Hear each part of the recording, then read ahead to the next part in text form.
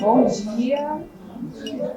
Desde já agradecer a todos que estão aqui, essa oportunidade. Acho que para quem não conhece aqui o laboratório de cerâmica, desse laboratório já é um laboratório que tem mais de 40 anos, mas assim, neste endereço aqui não faz 3 ainda, né? Então, a gente estamos num novo espaço, inaugurando novas formas de fazer várias coisas, entre elas uma palestra nesse formato, que nunca houve, né? Para quem não conhece, aqui são mesas, nós fizemos toda uma mudança aqui para poder receber essa palestra, com muita honra, inaugurando as nossas palestras aqui, a Desirê Cecegolo. Eu não vou me estender muito em apresentar, porque a palestra, inclusive, é para contar, né, a trajetória dela.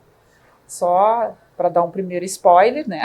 Obrigada. Nos orgulha, ela é uma aluna egressa do nosso curso de design gráfico aqui, né? E depois ela entrou na área do vidro. Então, passo a palavra para você. Obrigada, Lúcia. E assim, a ideia é que depois que a Desirê apresente, eu também vai fazer algumas perguntas, aí vocês podem se inscrevendo, vamos dizer assim, se quiserem fazer muitas perguntas, eu vou controlando. Obrigada, Lúcia. Bom dia a todos. Para mim é uma honra enorme voltar para casa onde eu estudei, né?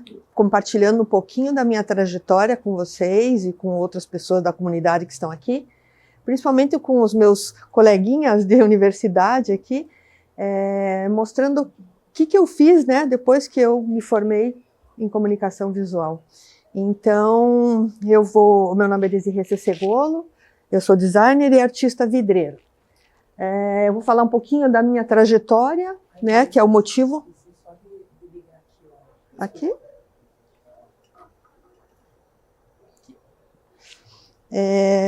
O motivo dessa palestra é um projeto da Lei Paulo Gustavo, que viabilizou a produção do meu primeiro catálogo de artista, que é um investimento muito alto para nós artistas, e a Fundação Cultural, com a Lei Paulo Gustavo, possibilitaram isso. Então, meu nome é Desirê.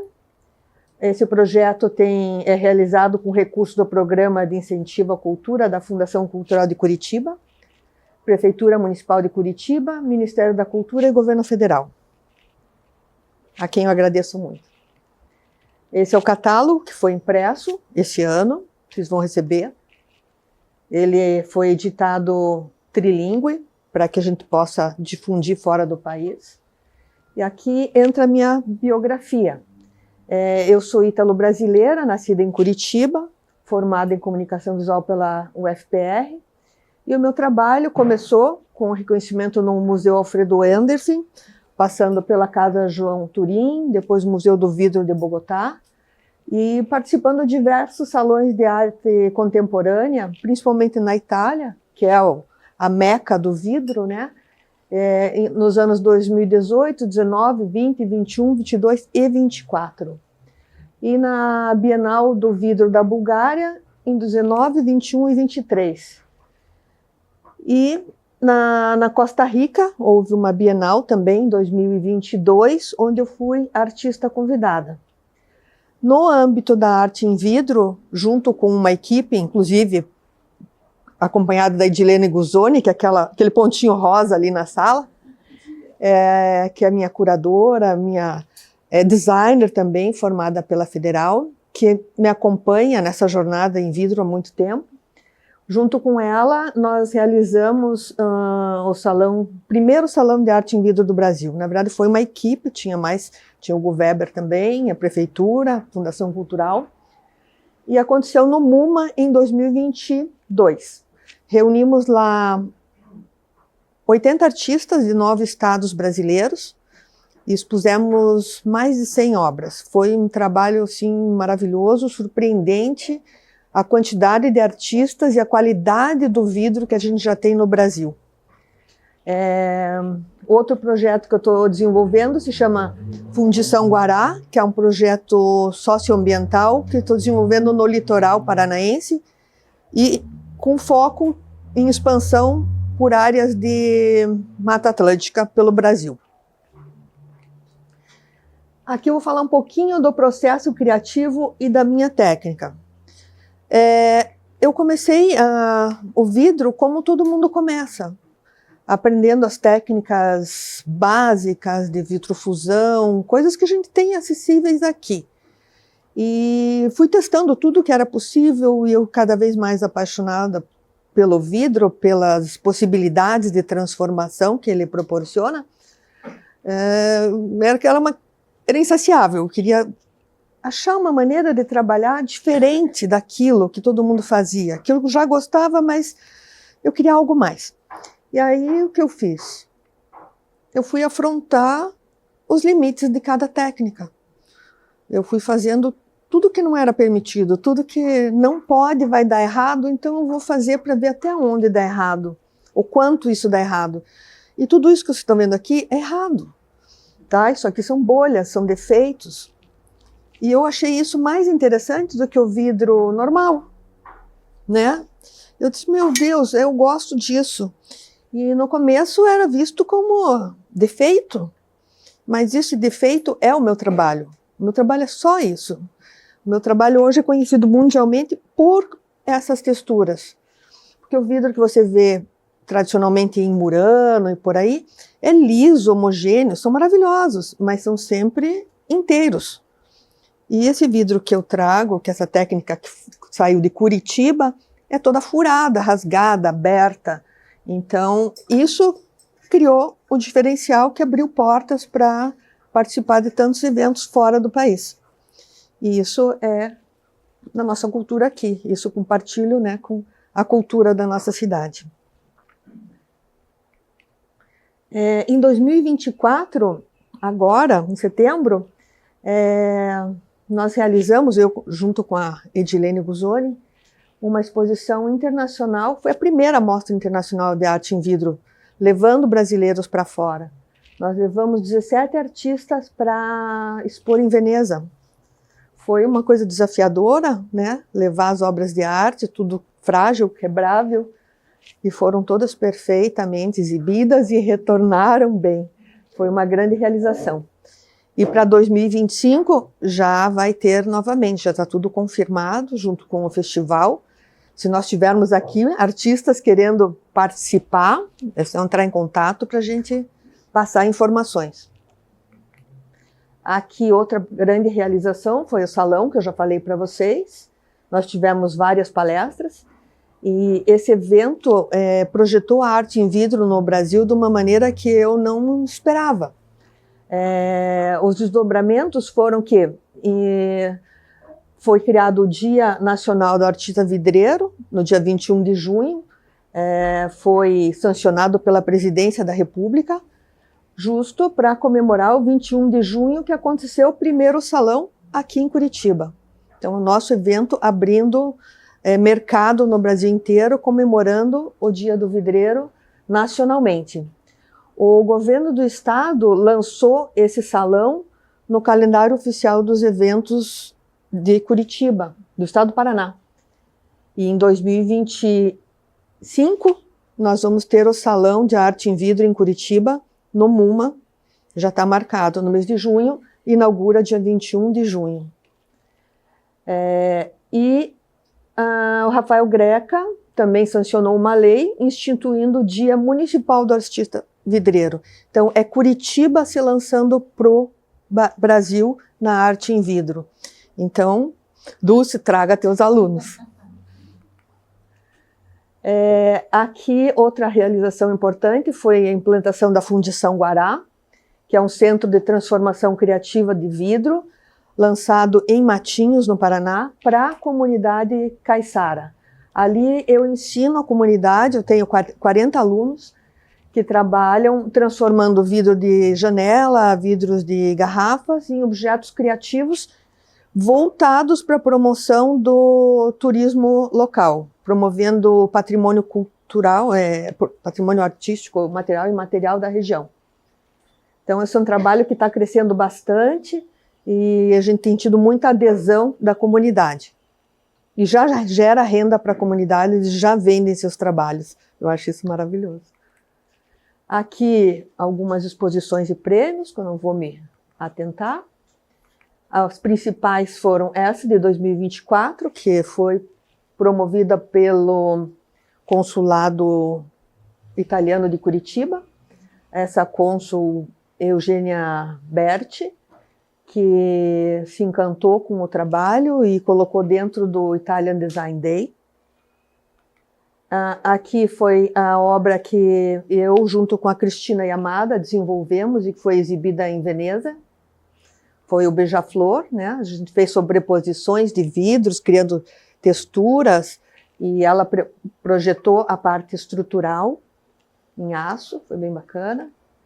Essa exposição Amazônia, que aconteceu em 24 no MUMA, essas folhas foram a minha primeira exposição lá em Veneza em 2018, que eu trouxe para o MUMA agora, repaginada, ampliada, uma exposição muito legal.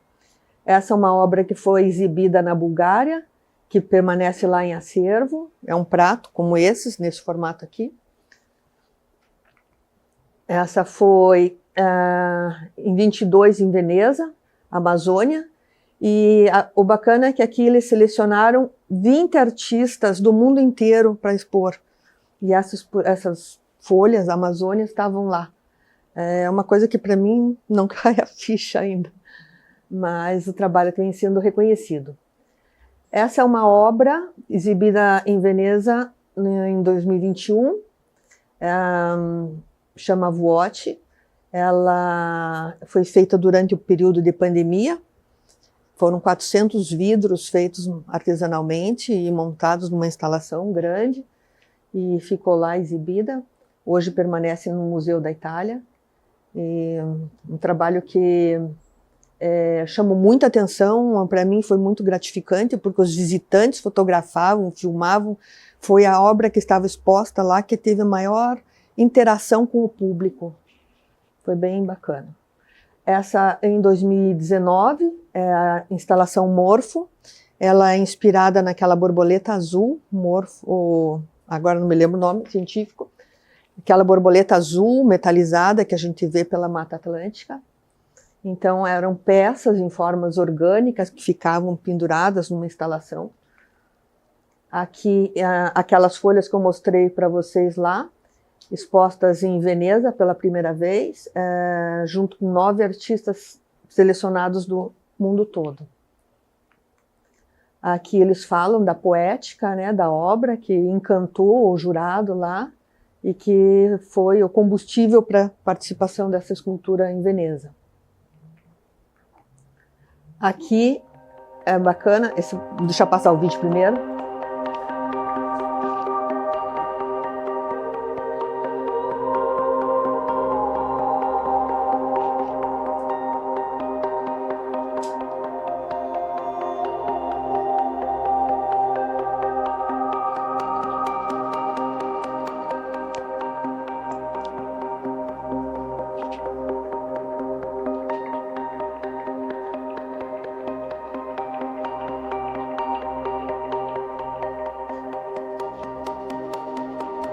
Então, Desvazio, Interferências em Cobogó, foi um projeto que eu desenvolvi no Palácio dos Leões, Palacete dos Leões, aqui em Curitiba, trabalhando uma proposta de vitral essencialmente brasileiro, porque o Cobogó é uma invenção brasileira. Acho que foi em 1920, né, que foi criado em Pernambuco, 1920, e foi utilizado na arquitetura modernista do país durante muito tempo, em projetos de Lúcio Costa e de Oscar Niemeyer, entre outros. E a gente vê, os cobogós estão sempre em voga, é uma coisa muito, muito nossa, muito brasileira. E seguindo a mesma teimosia aqui de não querer fazer igual que todo mundo faz, ou que já era feito, eu queria fazer vitrais. Mas não como você está acostumado, como você vê nas catedrais e em todos os lugares, aquela coisa sempre igual. Então eu fiz o vitral no Cobogó, como estruturação do meu vitral, o Cobogó. E é uma coisa inédita. Então houve essa exposição, trabalhando muito a luz e sombra, o contorno das formas, o volume do vidro, o brilho que causa dos contornos ali, uma coisa muito interessante a ser explorado com o vidro colorido. Vocês vão ver ali que gera muita muita luz, sombra, brilhos. Olha como o volume cresce ali quando a luz passa. Então, com o movimento do sol, com o movimento da luz, cria efeitos de beleza assim inusitada.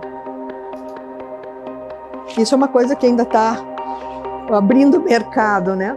Então, é novidade, é um projeto que ainda vai caminhar. Espero um dia ainda ter uma fachada com ele aqui na nossa cidade. Aqui é um outro projeto, foi feito totalmente com garrafas, do grupo de artistas Vidreiro de Curitiba, que atuou durante acho que mais de 10 anos em Curitiba, né? Eram 9, 10 artistas que fizeram história, fizeram muita coisa boa em Curitiba.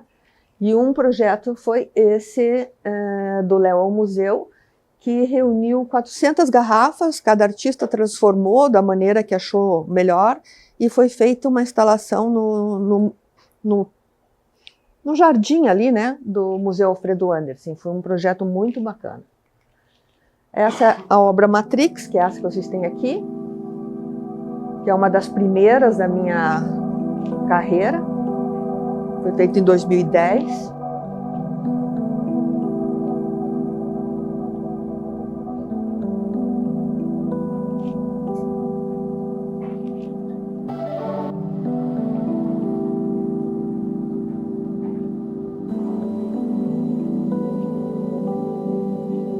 Ela já foi exibida em vários lugares também, no Brasil e fora.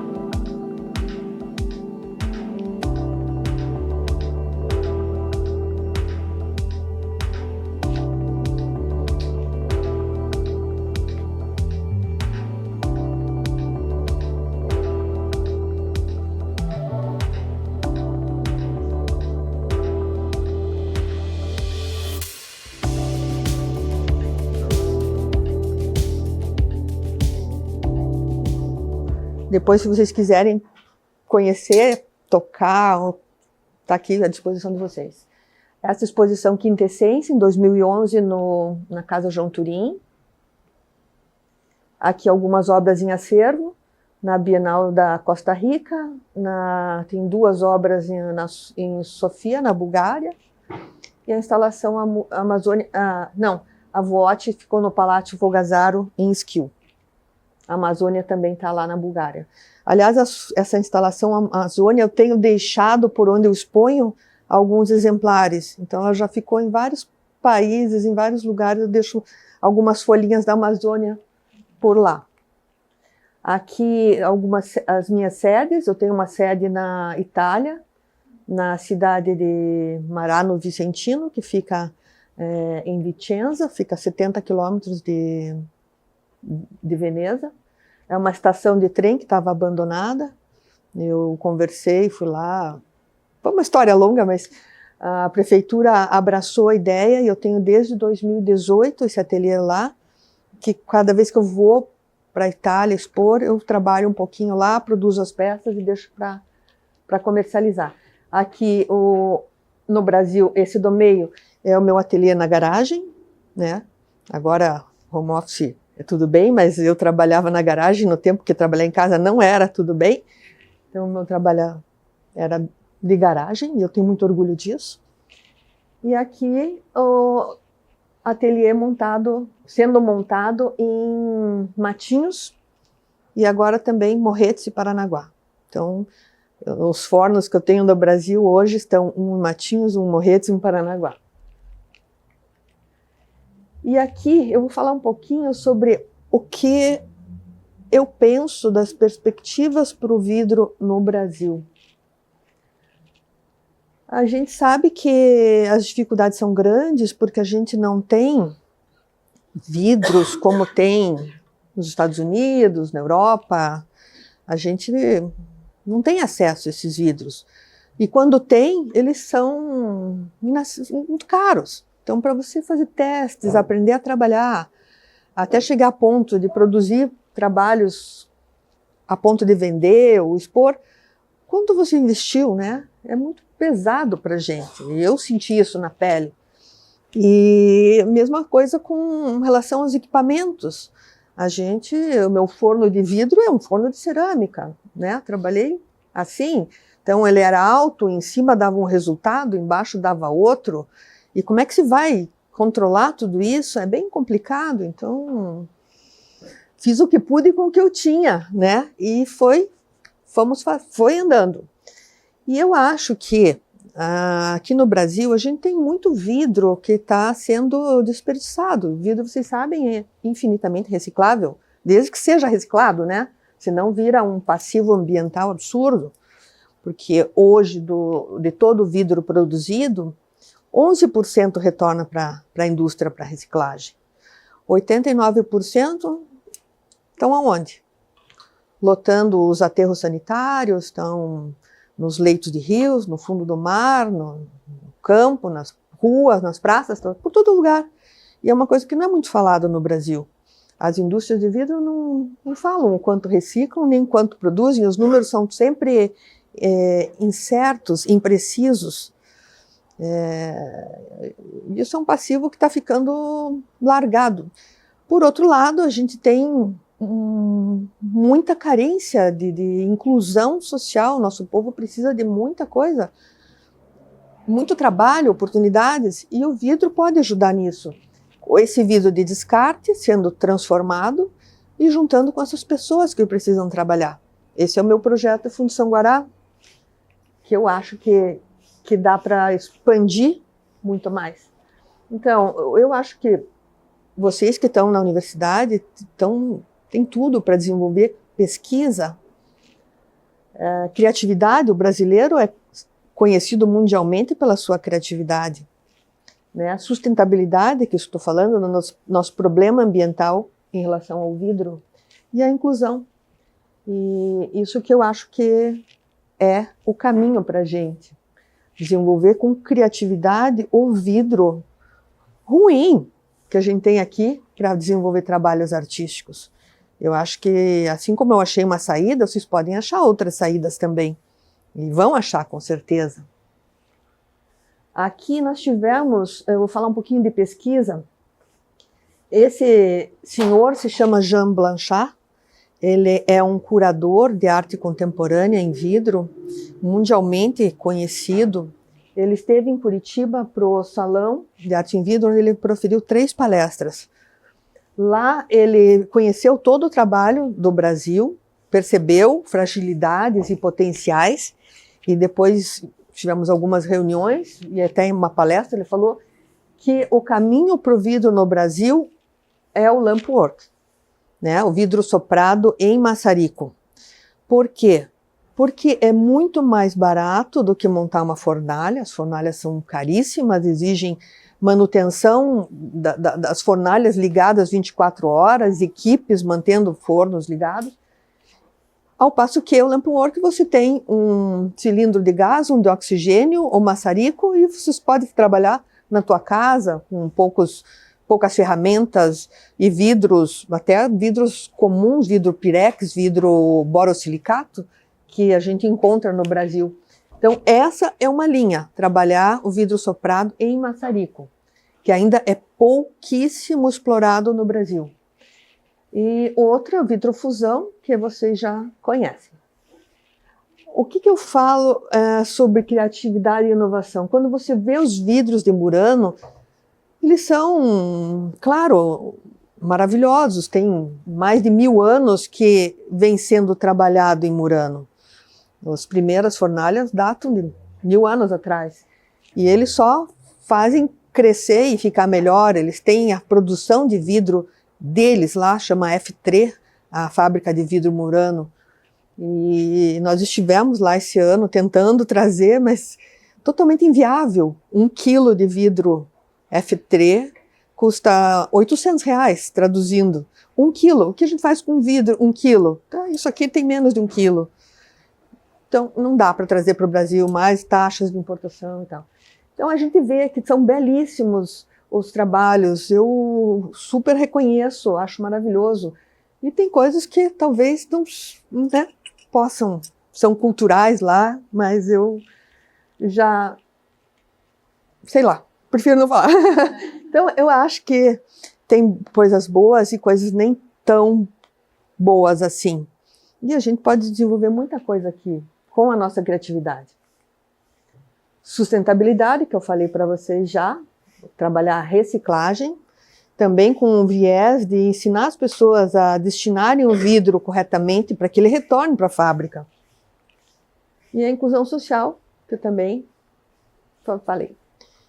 E eu agradeço a Fundação Cultural, o Consulado, a professora Dulce, pelo setor de artes, comunicação, design de produto, o curso de cerâmica, a Edilene Guzoni, que é a minha curadora, minha amiga também, ao Marcel, que está filmando tudo aqui com a sua equipe, e a Fernanda Bruni, que é a minha intérprete de Libras. E agora eu estou à disposição de vocês para perguntas. Eu queria perguntar sobre o processo criativo, se você desenha as peças antes ou se você imagina mais ou menos. Sim, eu sempre planejo o que eu vou fazer, né? Desenho ou crio, né, mentalmente, mas eu sempre, quando vou fazer minha peça, eu distribuo o vidro já prevendo onde eu quero que abram as texturas ou o tipo de textura, mas sempre levando em conta que a ação do fogo e a força da gravidade vão interferir, e é uma criação que não é totalmente minha, né? Tem um pouco do acaso que entra também, mas sempre são obras planejadas, primeiramente. Você não teria esse vidro desde a faculdade, enquanto você estava no prédio, ou começou um pouco? Começou depois. Eu nunca imaginei que eu fosse trabalhar com vidro. Eu sempre fui criativa. De criança, a minha infância foi com cola, tesoura, tudo que era manual, criativo. Meu histórico escolar nunca foi dos melhores, né? Sempre passei raspando em disciplinas de exatas. Foi difícil para mim chegar à universidade. Aí, quando eu consegui entrar na universidade, aí para mim foi o paraíso, porque era só criação, era só arte. Aí eu comecei a estudar. Ali foi meu começo. O resto foi sofrência. E ali eu fiz a comunicação visual, trabalhei durante décadas nisso e trabalho ainda, mas em dado momento eu fiz, agora eu vou abrir um parênteses aqui, eu criei uma identidade corporativa para um cliente que tinha um hotel com um restaurante. E a bobagem foi que eu mostrei duas propostas e ele gostou das duas. Daí ele pôs uma marca no hotel e outra no restaurante. Mas não pode isso.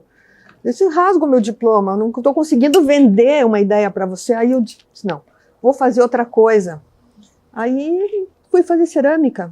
Comecei na cerâmica no Alfredo Anderson, com a Soraya Savares, que foi a minha primeira professora no tridimensional, né? E de lá eu vi uma oficina de vidro que estava acontecendo no Museu Alfredo Anderson, com a Loire Nissen, e aí foi meu primeiro contato. A minha mãe fez algumas oficinas também fora do país, umas visitas que ela fez para o meu irmão que mora fora, e eu já ficava de olho comprido no trabalho que ela fazia, né? E daí juntou com a oficina no Alfredo Anderson, ali foi o meu começo. E dali foram 15 anos que eu estou mais com vidro do que com design. Quem era que estava? Acho que era aqui. Já. Eu fiquei curiosa que você falou do seu processo, assim, seu processo criativo que você faz, você já planeja, de certa forma, as peças não vão sair, né? Mas você trabalha com o errado, com o erro, né? Então eu fico perguntando, tem alguma peça que sai desse erro que você não usa? Não, minhas peças são todas assim. É todas assim? Todas assim. E é claro que algumas peças, pela textura ou pela distribuição do vidro, elas se rompem no processo. Porque o vidro caminha no forno, ele derrete que nem o açúcar quando se põe numa panela, né? Até ficar derretido no fundo.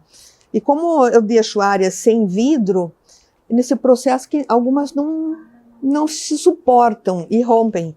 Dessas peças eu quebro e faço acessórios de moda. Junto daí os vidros. Não, aqui um exemplo, esse é um caco de vidro, uma peça que quebrou. E aí eu transformo em outras coisas. Primeiro eu gostaria de parabenizar a palestra muito boa, mas eu gostaria também de perguntar em relação às técnicas que você utiliza, que a gente aprendeu aqui um pouquinho com a professora Dulce, né? Então tem fusão, você utiliza também, você falou que utiliza folhas de cerâmica, né? Quais que são as técnicas que você utiliza que você tem mais afinidade, que você gosta mais? O meu trabalho é todo vitrofusão. É o mesmo processo, as rampas, né? 450, 820, depois cai para 550, é mais ou menos essa curva de queima. O que varia são os materiais, a distribuição deles, a forma de acabamento, a disposição do material nas formas, é isso que diferencia, só isso, mas a técnica é vitrofusão normal. As formas são de tijolo e cerâmica? As formas são de cerâmica, revestidas com caulin ou formas de metal. Você comentou que você começou na cerâmica. Você já chegou a um ponto que você misturou a cerâmica com o vidro? Sim, o vidro adere. Sim, nos cobogós, né? Aplicado, mas fundido junto, sim, também fiz alguns testes, alguns trabalhos assim. O vidro adere à cerâmica, se você não isolar com caulin, e cria uma espécie de um craquelê, porque o vidro se comporta diferente da cerâmica, né? Resfriam diferente e criam umas texturas craqueladas. Fica bem bacana. Alguém mais tem alguma pergunta? Eu vou fazer uma pergunta da professora. Pois não. Porque, assim, uma coisa que chama atenção pra gente, por exemplo, quando você eu falei que você foi formada em design gráfico, mas você está formada em comunicação visual. Aham. Eu também sou formada em desenho industrial, né? Tipo, nem era design o nome do curso. É verdade. E naquela época existia uma divisão muito forte, assim, né? Quem faz gráfico, quem faz produto, produto, e uma coisa, outra. E, na verdade, você se formou em gráfico, né, para usar o termo de hoje, sim. E você atua, tipo assim, teoricamente, né, se falasse que você é uma egressa do curso de design, a primeira coisa que todo mundo vai pensar é que você é uma egressa de produto, não de gráfico, né? Eu sempre fiquei, assim, com um pé em cada canoa, né, mas eu gostaria de ter feito design de produto, hoje, olhando para trás, né, mas meu trabalho é comunicação visual, minha formação que a base para a criação, as composições e tal, me serviu muito bem. Mas eu não tive esse tridimensional, tudo isso que a escola de design de produto proporciona. Mas tá aí, eu me sinto às vezes meio autodidata ou não sei. Mas... eu acho que é interessante falar isso, porque essas áreas se interceptam, né? Isso diminuiu com o tempo, mas ainda não, tipo, era meio grave, assim. Tinha uma fronteira, assim, que você não podia, não passava. Os arquitetos vinham muito para as nossas áreas, né? E tudo bem, mas os designers não podiam ir para as... Mas eu acho que eu consegui pular esse muro aí e chegar no produto. Isso é importante, a gente... que essa barreira ela é ilusória. É na cabeça da gente também, né? Então, você tem que estudar, tem que pesquisar. Claro que ninguém está brincando de fazer as coisas. Existe muita pesquisa para se desenvolver o projeto, o produto em si. E isso tudo foi feito também para conseguir chegar onde eu cheguei. Mais alguma pergunta? Estou disponível. Quem que vai traduzir? Não, na verdade eu queria saber e agradecer a importância, isso é mais para vocês do que porque ela já começou. Não esquecer jamais da inclusão.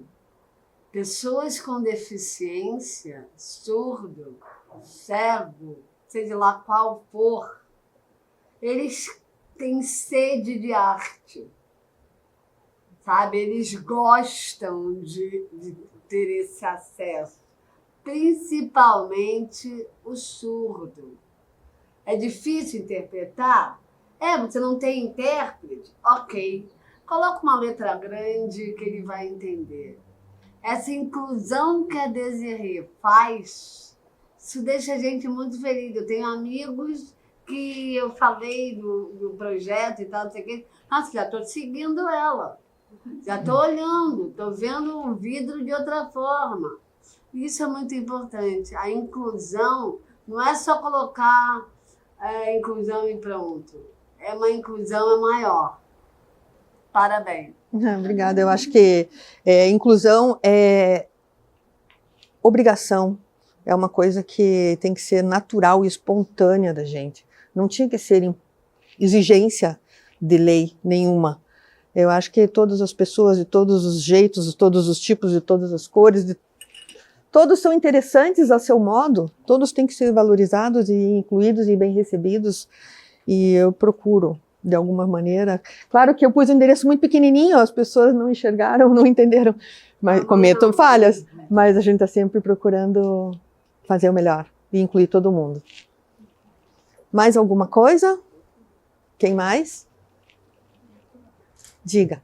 Conforme você foi ganhando notoriedade, participando dos salões, ainda mais na Europa, você sentiu que o teu processo criativo se tornou mais engessado ou você conseguiu manter a sua agilidade?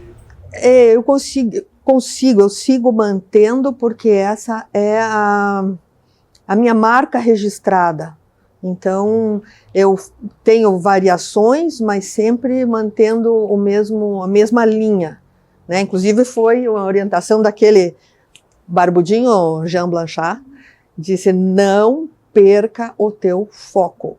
Você é isso, não saia disso, continua assim. Então, estou seguindo. Diga. Esse processo, eu vi que tem muita coisa do artesanal no seu, assim, mas você tem pessoas que ajudam no seu processo ou você faz todas as peças? Eu faço todas as peças. Faço eu mesma. A minha produção é pequena, é limitada, mas eu sou muito ciumenta. Vou confessar. Eu gosto. É uma criação minha mesmo, e do começo até o final, até o acabamento. É chatinho, né? Você trabalhar, polir e tal, mas é uma conversa minha com cada peça. Isso é uma coisa que eu não abro mão. Você pensa em dar oficinas, compartilhar o conhecimento, assim, que é muito legal. Eu tenho já essas oficinas no litoral do Paraná, né? Essas oficinas são gratuitas para a comunidade. Eu ensino todas as técnicas tradicionais, até um pouquinho de lamp work, que eu também estou aprendendo junto, né? Já fiz alguns cursos, mas precisa muito treino. E esses cursos são abertos para a comunidade, né? A gente pode até fazer algumas experiências lá no litoral, fazer com a universidade, podemos conversar isso. Rio já tem. Eu fiquei da dúvida também sobre o seu projeto de Sambará.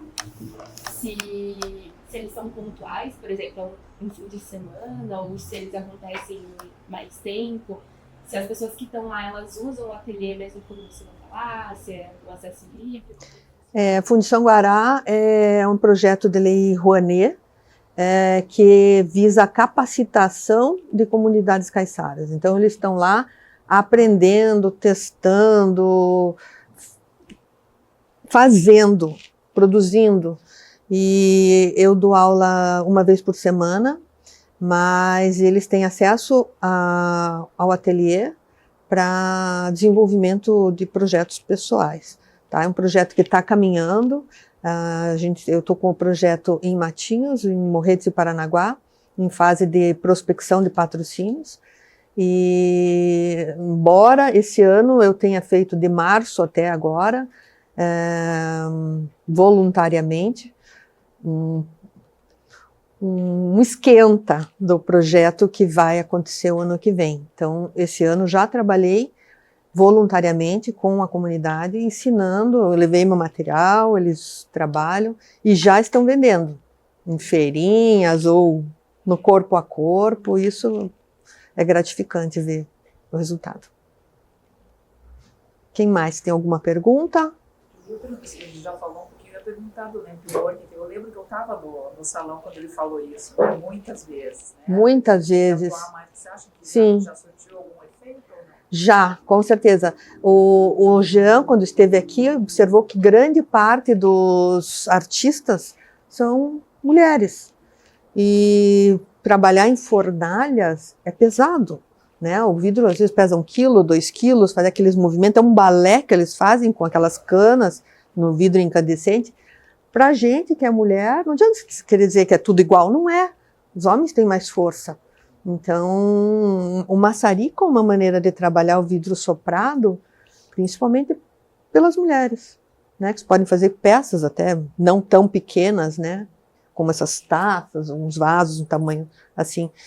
Mas o vidro soprado é pesado, não adianta a gente... Para a mulher é mais difícil. Claro que tem algumas que têm muita força, eu não. O que mais? Estou à disposição. No começo você falou que você fazia produção na garagem, né, e tudo mais. E você acha que foi muito difícil esse processo, tipo, você encontrar esses equipamentos e você começar a fazer essas coisas sozinha, principalmente mexer com fogo e tal? Foi uma coisa muito difícil de você se adaptar? A gente vai dando um jeito, né? Um monte de coisinhas da cozinha foram úteis, né? Utensílios, peças de metal, as formas modeladas que eu modelava, outras eu comprava prontas. Então, para vitrofusão, normal, é tranquilo para a gente aqui no Brasil, não precisa de tanto equipamento assim. Para vitrofusão é ok, basta ter um forno ó, que chegue lá a 850, 900 graus, ok, né? O forno de cerâmica, por ele ser vertical, você tem que saber que dá diferença a queima em cima e a queima embaixo. Então, conforme o esmalte, o resultado que você quer, você trabalha com essas alturas. Ok, dá. Não é o ideal, mas dá. Foi assim que eu fiz. Então, o vidrado também dá diferença. Assim, você também tem dificuldade para encontrar, deve ter? Bastante. Bastante, o vidrado. Reaja bem. Sim, tem que fazer bastante teste. Já existem indústrias aqui no Brasil, né, que produzem esmaltes para vidro.